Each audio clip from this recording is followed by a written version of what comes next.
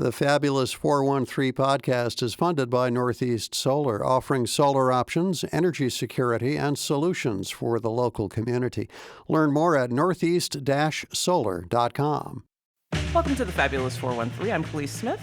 And I'm Monty Belmonte, and we are live at Tanglewood to join in the BSO's celebration of one of their most beloved figures. Serge Koussevitzky, the ninth conductor of the Boston Symphony Orchestra. I thought you were going to say Beck, because Beck is performing here with the Boston Pops tonight, but I can see why you said Koussevitzky. Yeah, no. Cool, but no. The Tanglewood Learning Institute will be celebrating the legacy starting on the eve of the 150th anniversary of his birth with Koussevitzky at 150 Festival this Friday, Saturday, and Sunday. Through Koussevitzky's leadership and advocacy for music education and contemporary composers, Serge Koussevitzky propelled the BSO into a new era, created Tanglewood, and transformed the landscape of American classical music. So later in the show, we'll hear about this weekend's cool Koussevitzky festivities from Anthony Fogg, the BSO's Vice President of Artistic Planning. Plus, we'll hear some of Koussevitzky's music performed on one of Koussevitzky's instruments, I believe, or at least will be this weekend, and here as well, and played by BSO principal bassist Edwin Barker. Super cool, but Yeah. we begin with Bridget Carr, Director of Archives and Digital Collections, and possibly the person who knows the most about Koussevitzky in this room. Certainly in this room. We got to see a little bit of the exhibit that's just right across the way here at Tanglewood, which if you're here this weekend, you'll be able to see. But my big burning question is, Koussevitzky's born in Russia, and early interviews I see with him, everyone calls him Sergei, which is the Russian way to say this name. But then later, it seems like they call him Serge, which to me sounds much more French, like Serge Gainsbourg. Well- In your opinion, what's the correct way to refer to the maestro himself? Well, I think he wanted to be called Serge after he moved to Paris from Russia in 1920. And so he adopted Serge. He adopted the name. And who are we to say how you should be called in this day you and can call age? yourself however you'd like. Yes. So henceforth, I will call him by the name he wanted to be called, which is Serge. But he was born in Russia, and his musical upbringing was quite interesting with his father, who was a klezmer, right? That is correct, in a small town, Vyshny Volochysk. But he left home to go and pursue his dream to become an orchestra musician. He took up the double bass to study music in Moscow. The double bass was the only instrument that they would give him a scholarship for. He sort of became a double bass virtuoso very, very quickly and made a career as a solo double bassist, traveling around Europe. And at the same time, he had these aspirations to become a conductor. So he, with the backing of his wife, his second wife, Natalie Ushkova, who was the daughter of a wealthy tea merchant. His first wife was involved with the Bolshoi. Yeah, she was a ballet dancer, Yeah. and they got married, we think, around 1903, and the marriage didn't last very long. It lasted a few years, and but then Natalie came along, and they caught each other's eyes, and she was very impressed with his musical abilities. She was an artist herself. She sculpted. And so they had this dream together, and she funded his dream to become a conductor. They went to Germany, to Berlin, and he studied conducting. At that time, he met with Arthur Nikisch, who had actually been the Boston Symphony Orchestra's music director from 1889 to 1893. And Nikisch said, well, if you ever, someday you should conduct the Boston Symphony Orchestra. So there's a great story about how that all came to pass in later years. But he was able to hire the Berlin Philharmonic for his debut concert in 1908. I think that's what's fascinating about Yes. the stories that I've heard, where, if you want to be a conductor, one way to do it is to, go to the Tanglewood Music Institute Yes. and learn and study and then, rise through the ranks, or you can buy an orchestra for a night. And that's kind of how he got his big break? Yes, well, not for a night. I mean, of course, he was practicing with smaller orchestras and honing his skills, but this was his big debut. And it was interesting, he chose to perform and program all Russian music at that first concert. And the piano soloist for the Rachmaninoff Piano Concerto, I think it was the second piano concerto, was Rachmaninoff himself. Wow. Another Serge, but he went by Serge. Yeah. Yes. Russian He way. kept the Russian. He kept the Russian way, Again, yes. who are we to judge? Yes. And we are speaking with Bridget Carr, the Director of Archives and Digital Collections for Tanglewood, some of which will be on display here at Tanglewood over the weekend as we celebrate the life Including the of things Serge Koussevitzky. that Serge used to like to wear. Yeah. But my question is about when he starts being interested in modern composers, because one of the driving things that was influential in his first season with the BSO and in his time in Paris is that he's working with a lot of contemporaries and a lot of contemporary work, which hadn't really been done to the scale that he was doing it at. Like, he's bringing in a lot of people who are writing in the moment. When does that start really happening for him, and why bring that over from Paris when he finally does come to the BSO? Well, it started in Russia when he founded a Russian publishing house that was sort of, it was set up so that the proceeds, the proceeds and the profits from the music publishing business went back to the composers.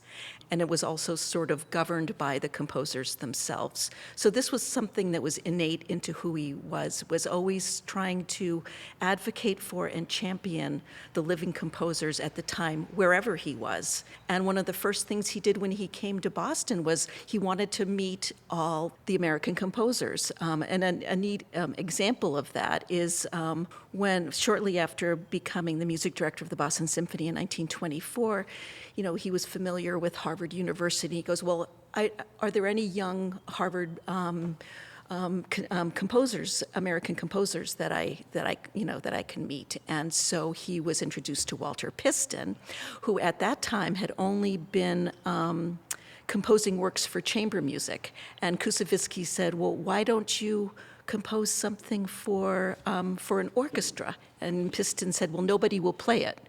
And Koussevitzky said, well, I will play it. And so it came to pass. In 1928, the BSO performed it was a piece called Symphonic Peace.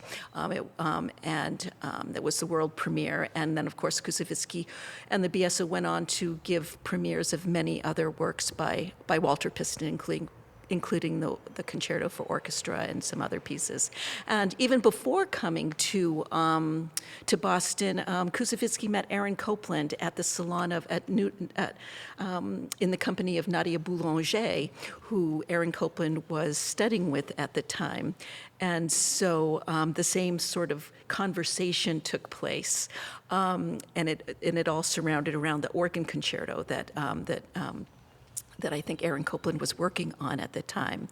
And Koussevitzky sort of declared that you will write the piece, Madame Boulanger will play the organ, and I will conduct it.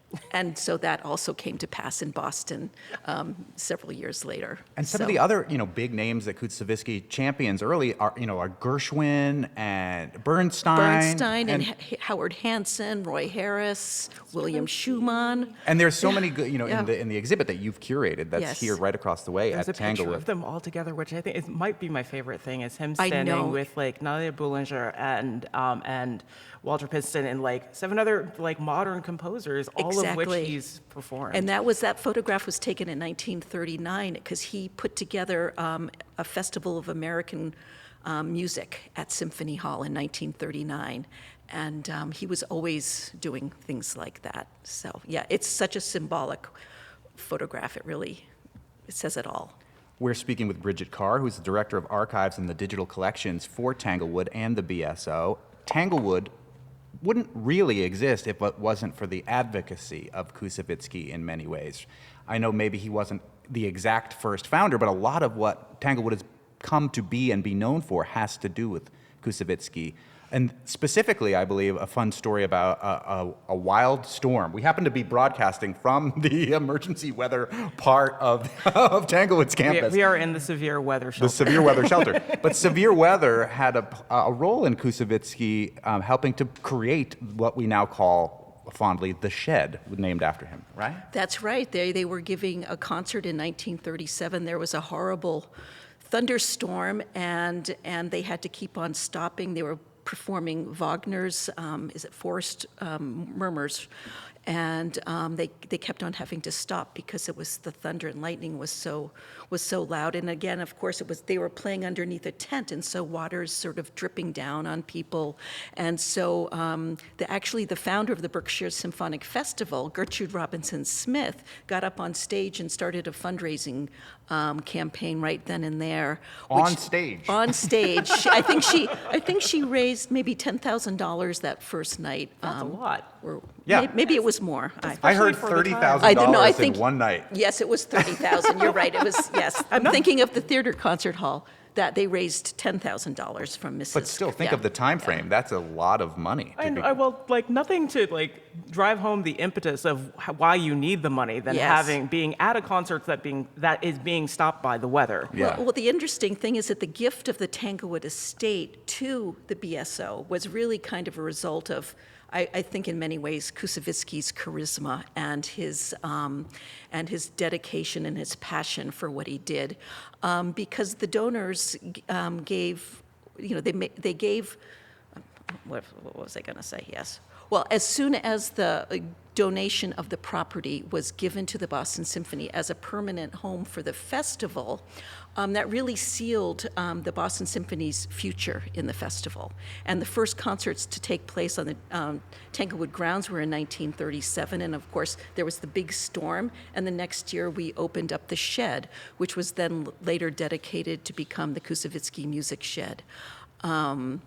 And isn't the story by why they call it the Shed also part of this too, where they yes, they because wanted to build a full-scale concert hall, but they didn't think they would have enough money? Well, Koussevitzky had grand plans for this space, and he needed to be. The trustees had to rein him in a little bit.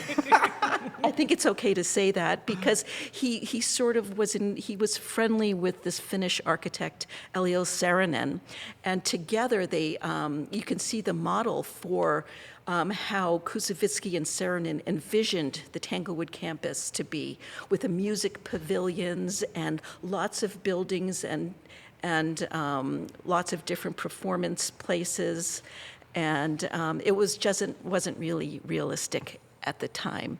So, and then they decided to build the shed, which was part of it, but then in order to build the shed the way Saarinen wanted it to be built, it would have been a lot more expensive. So they brought in the local engineer, Joseph Franz, who was also on the board of the Berkshire Symphonic Festival at the time, and they put in the pillars.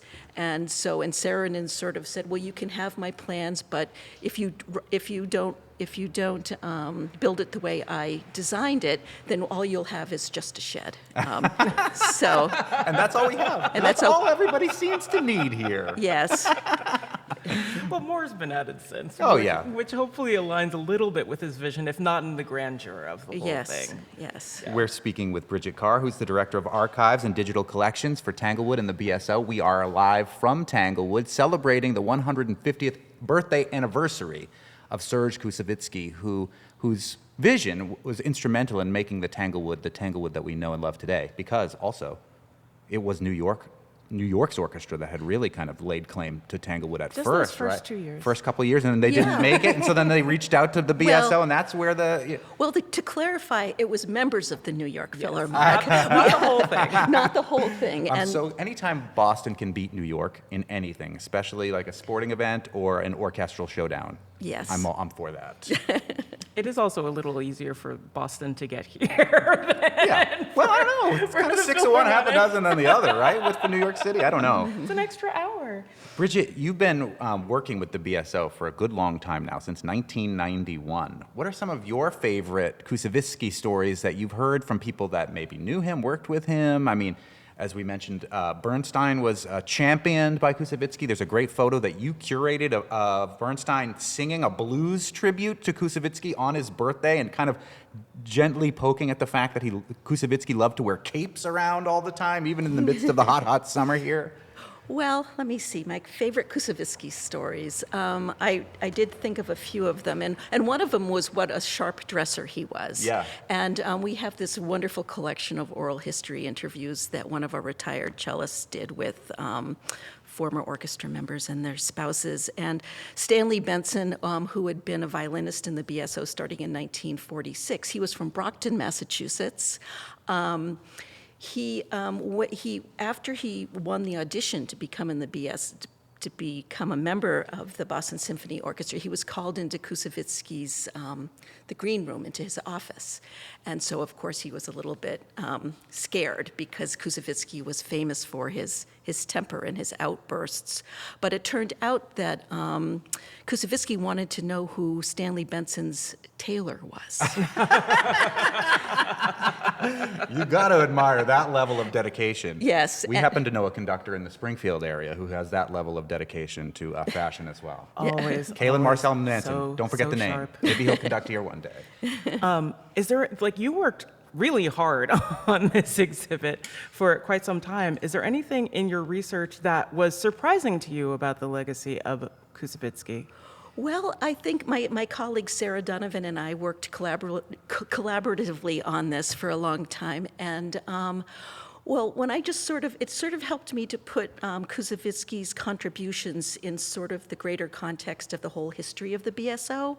And so I sort of came to the opinion that aside from our founder, Henry Lee Higginson, who founded the Boston Symphony in 1881 and ran it until 1918, I don't think that there has been another conductor or music director who has had such a lasting impact on the organization as Serge Koussevitzky, both because of the founding of the Tanglewood Music Center and the involvement in the Tanglewood Festival, and also because he is sort of the father of the BSO's commissioning activity. It was his idea that the BSO commission works for the first time in celebration of the orchestra's 50th anniversary.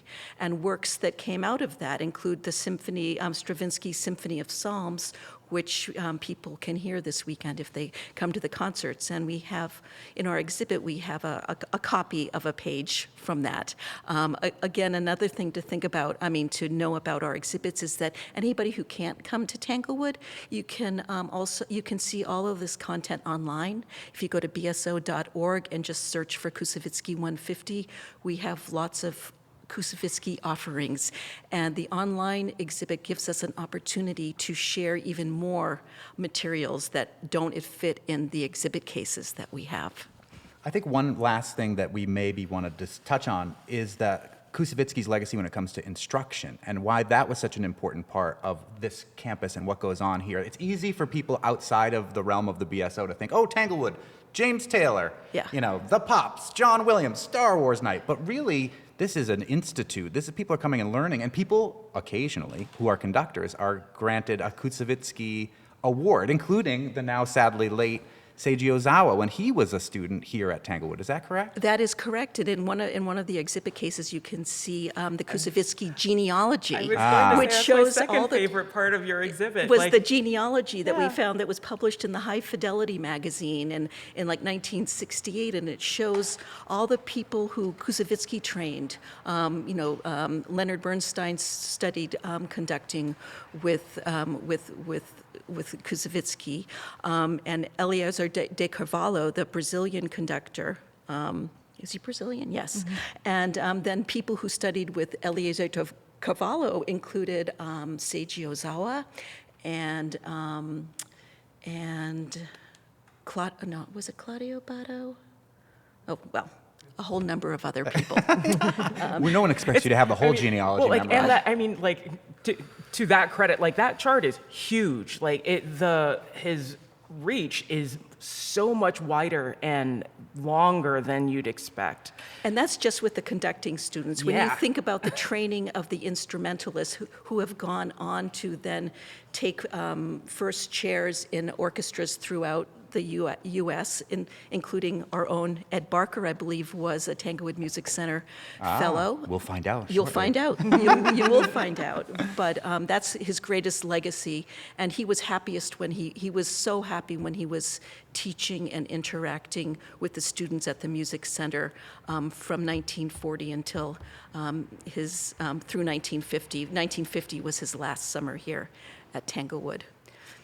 Bridget Carr, the Director of Archives and Digital Collections for the BSO and Tanglewood. You've created a fantastic exhibit for people to come see at Tanglewood and an online archive as well that we can all learn about Serge Koussevitzky from. Thank you so much for joining us here at Tanglewood today. Thank you so much for having me. I appreciate our pleasure. it. Thank you. Later in the show, we'll hear some of Koussevitzky's music performed on one of Koussevitzky's instruments and played by BSO principal bassist Edwin Barker. And up next, we'll learn about what's happening this weekend as Tanglewood celebrates 150 years of Koussevitzky from Anthony Fogg, the BSO's Vice President of Artistic Planning. You're listening to the Fabulous 413 on 88.5 NEPM.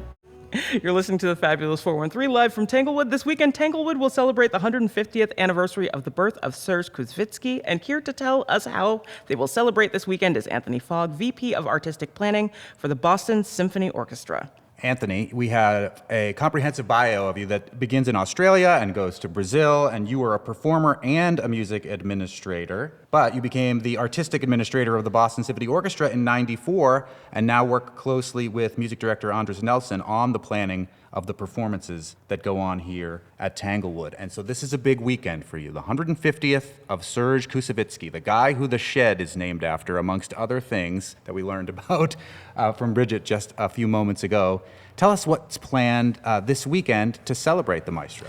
Well, it sure is a big celebration and a big weekend, and I must say Bridget, who gave a most eloquent discussion and description of many things about Koussevitzky, has been vigilant for a number of years in reminding us that this big anniversary was coming up. So we had plenty of notice. That's a big part of it, because wouldn't it have been terrible if you realized 151 years out? We missed it by a year. Anyway, right throughout the summer, we're celebrating Koussevitzky in different ways, and you've heard about the great exhibits that Bridget's put together. But in the programming, we've tried in as many concerts as we could to express some aspect of Koussevitzky's work, whether it be the music that he himself loved to perform and performed at such a high level, or the composers he championed, or musical works that he brought into existence. And of course, also throughout, we have many performances by the young musicians of the Tanglewood Music Centre who are here because of his ideal of creating this school. So, that's a sort of constant backdrop to everything. But look, in planning the programs for this weekend, I spent a lot of time with Andres talking about what we would actually do, because it sort of was hard to know where to begin and where to stop.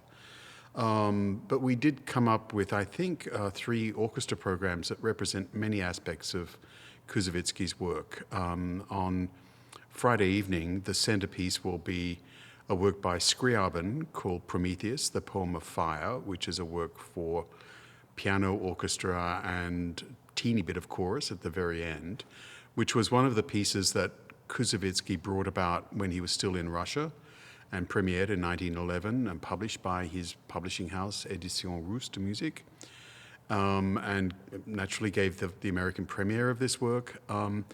We also include music by Koussevitzky himself, and there are just a handful of works that he wrote almost exclusively featuring the double bass, and he wrote a very, very charming concerto that is played from time to time. So we thought, let the voice of the master himself speak. We also, in Friday program, included some music by Sibelius, who Koussevitzky championed very, very strongly. He is one of Sibelius's greatest advocates in America, and had a Sibelius festival. The fabled 8th Symphony of Sibelius was not commissioned by, but encouraged by Koussevitzky. It never happened. And then in the first program on Fridays, we have in each of the 3 programs a work by a contemporary American composer. So this weekend on Friday, we have a work by Steve Mackey, who alongside Tanya Leon, whose piece Stride is being performed on Saturday, is the co-curators of the Festival of Contemporary Music, which is also happening this week. And then on Sunday, we have a work by James Lee III. So we thought we would represent the continuity of Koussevitzky's commissioning legacy and his support of new composers through 3 very either brand new or relatively new works. So there's one in Steve Mackey's Urban Oceans on Friday night, Stride on Saturday, and the work by James Lee III with narrator on Sunday. And then fleshing out the rest of the weekend are either pieces at commission, at Koussevitzky commission, like the Symphony of Psalms. We're also including Randall Thompson's Alleluia for a cappella chorus, which is a piece that Koussevitzky brought about. It's unclear whether it was a commission or just a directive to the composer, but Randall Thompson wrote this beautiful setting of Alleluia, one word, Alleluia, and then Amen at the end, for the very first session of the Tanglewood Music Center in 1940. And it is like a sort of benediction that begins every season of the TMC and has been performed every year since 1940. And it's one of the most beautiful pieces, but it's also had a life of its own way beyond Tanglewood. And so we've included that in Sunday afternoon's program. I'm actually very happy. Sunday afternoon's program is the Alleluia of Randall Thompson, and then going straight into Stravinsky's Symphony of Psalms, which finishes with the word Alleluia. So it's a nice sort of arc in the second half. And then we have music by Copeland, Aaron Copeland's Piano Concerto, of which Koussevitzky gave the world premiere with Copeland playing. And on Saturday, two pieces not commissioned by Koussevitzky, but which he performed often.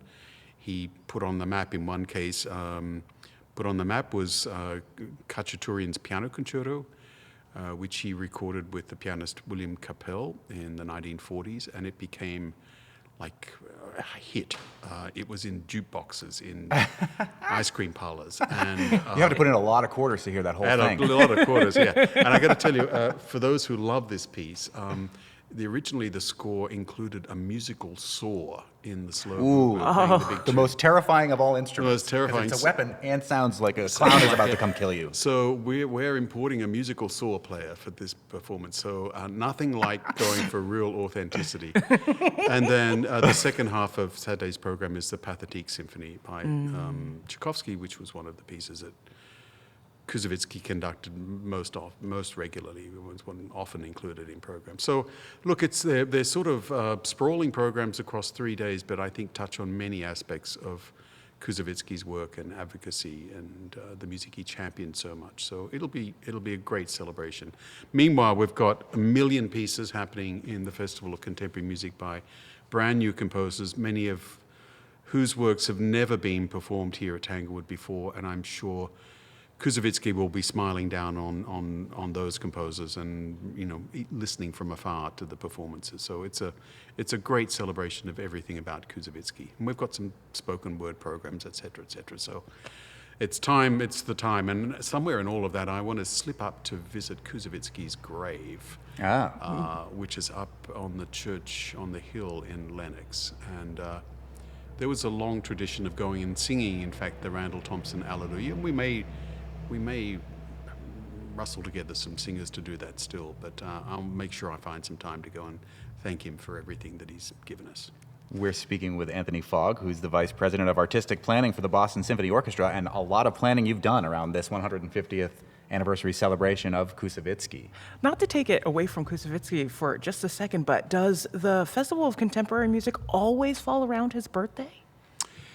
It typically, and it's not planned because of the birthday, it comes around this time because it works well in the schedule. And by that I mean many of the pieces that we do in the Festival of Contemporary Music take a lot of preparation. Right. And so by this weekend, the fellows have been at Tanglewood for 5 weeks. So in some instances, they've been rehearsing together as a group or as ensembles for the last 5 weeks to really master some very difficult pieces. So having the FCM at this time gives the longest preparation period for some of those really difficult pieces. So it's a convenient piece of scheduling to have it around this time of the season. Yeah. Accidentally inspired. By his birthday, which is fun. I mean, as we were talking with Bridget about, there is a really fun picture of Leonard Bernstein singing a birthday song for him, and I will read the lyrics that are included with Bridget's curation. I've got those Koussevitzky blues, and baby, they ain't good. because he's the best-dressed man in all of Tanglewood. We wear dungarees, we dress like apes. But come the revolution, we'll all wear capes. So, looks like I better get a cape for November.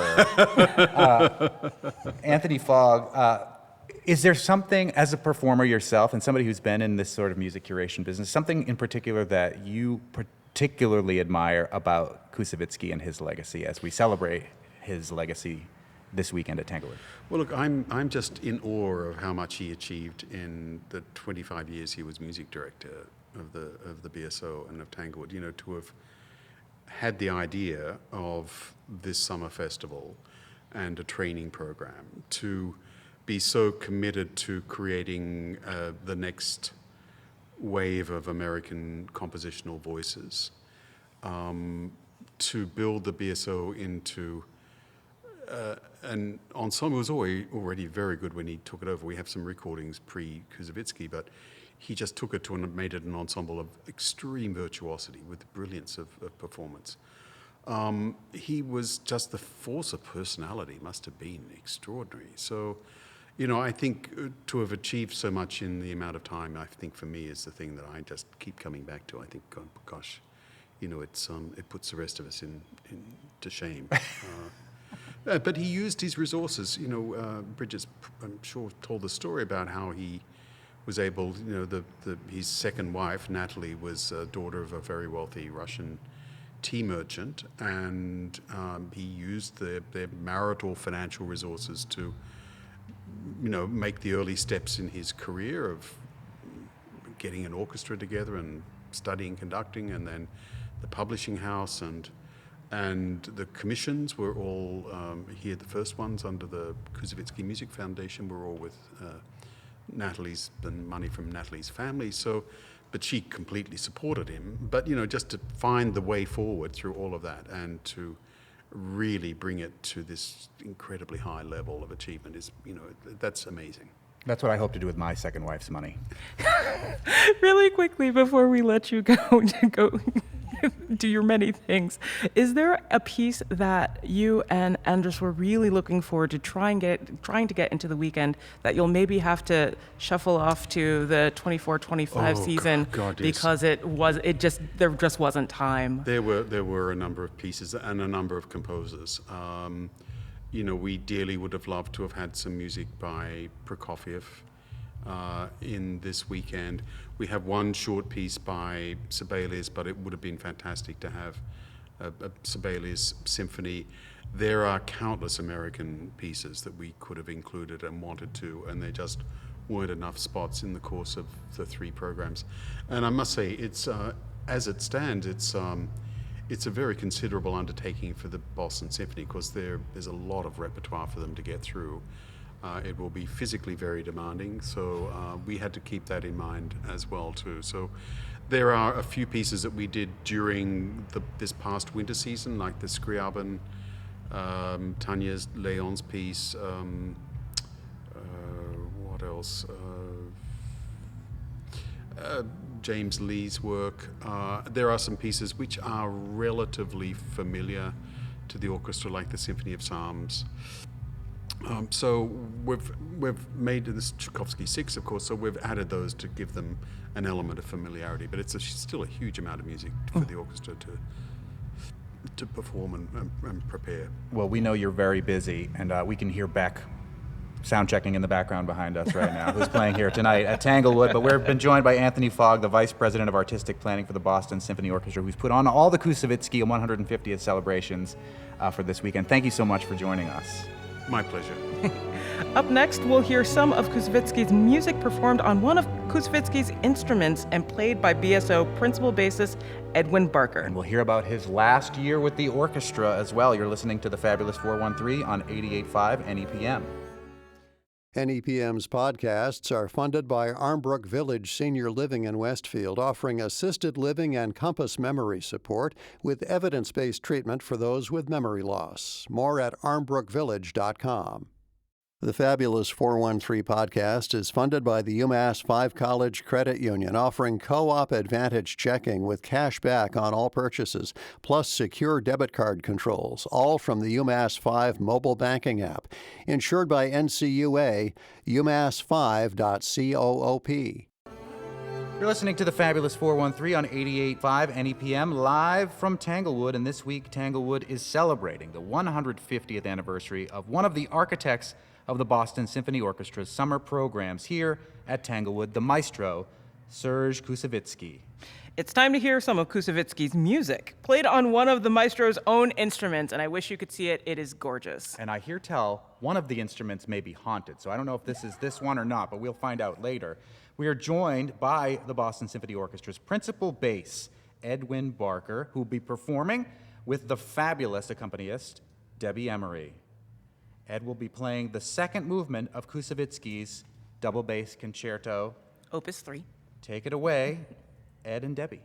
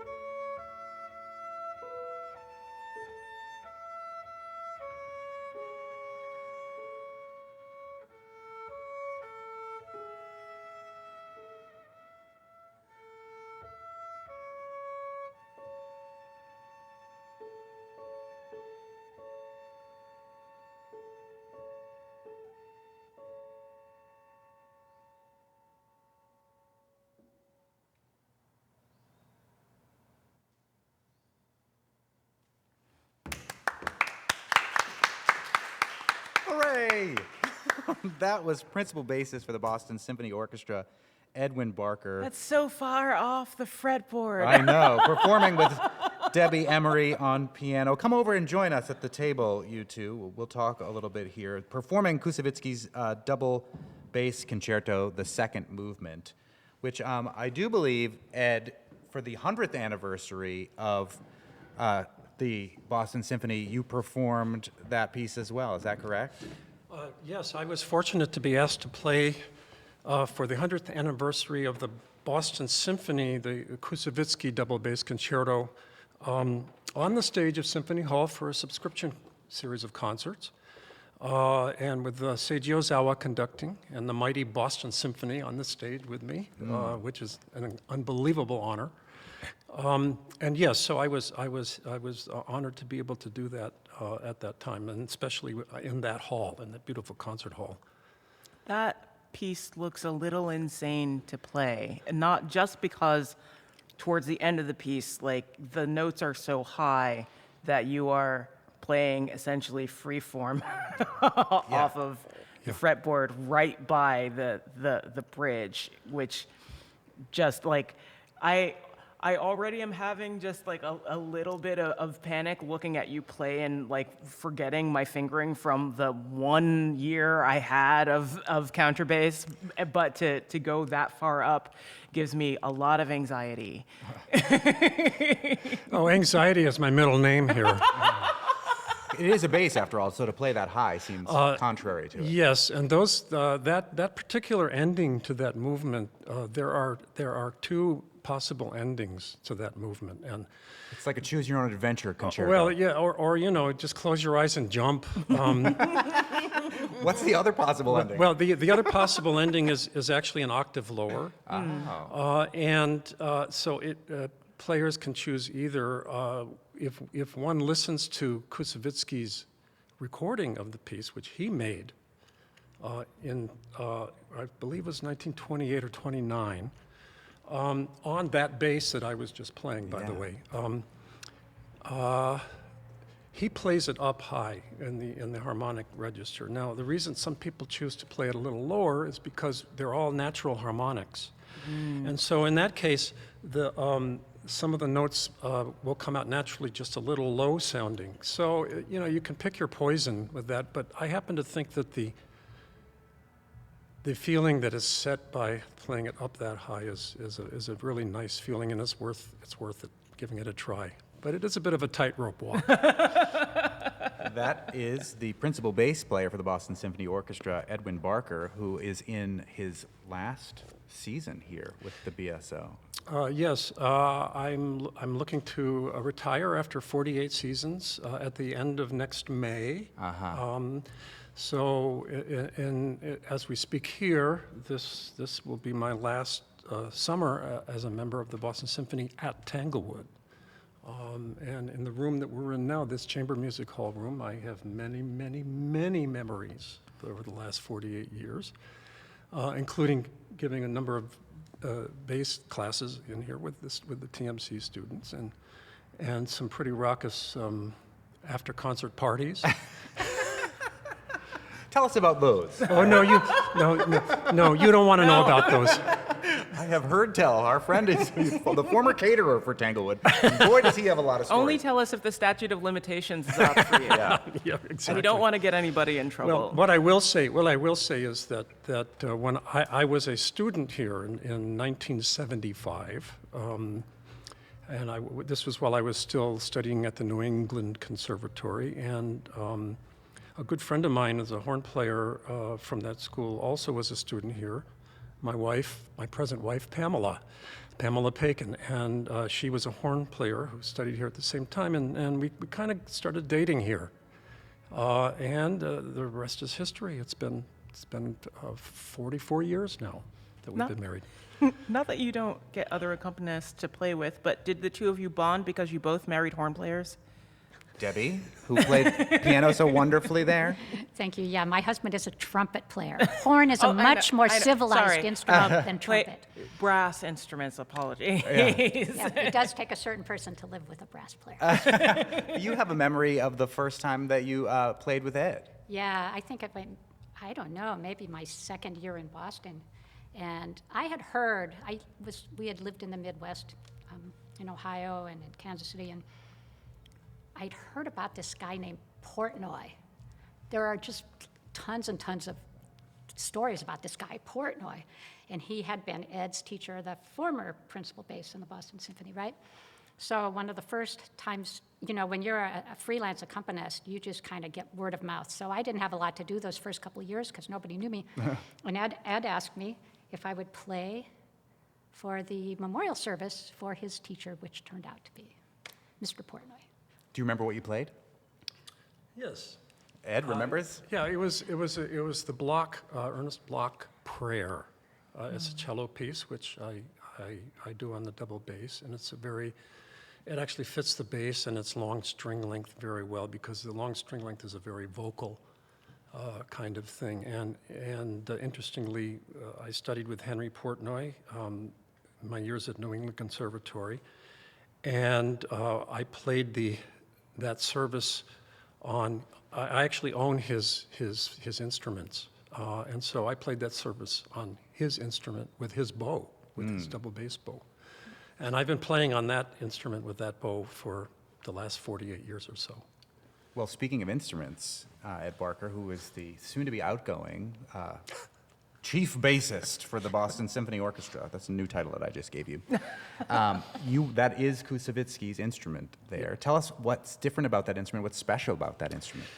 Well, it's of course, it has a lot of history to it. The official name of the instrument is the Carr Koussevitzky bass, and the history is such that Serge Koussevitzky as a young man, made his career as a solo double bassist. In fact, he was one of the foremost solo double bassists in the history of the instrument, and really helped to bring the singing nature of that instrument into the 20th century, as is evidenced by his recording from the late 1920s.